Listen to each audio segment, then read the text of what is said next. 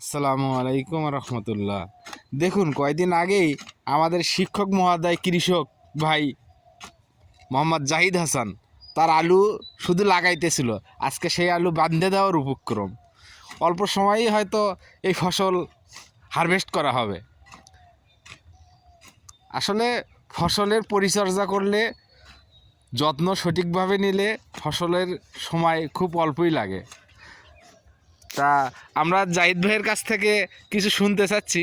জাহিদ ভাই যদিও এখন কাজে ব্যস্ত, কিন্তু তারপরেও দেখি আমাদের উদ্দেশ্যে এবং আরও কৃষক ভাইদের উদ্দেশ্যে কিছু বলার জন্য অনুরোধ করছি। জি জাহিদ ভাই, কিছু বলেন। আসলে আলুর চাষটা আমাদের শীতকালে করা হয়, তো একটু আগে ভাগে করলে আলুটার ফলন এবং সব দিক দিয়েই ভালো হয়।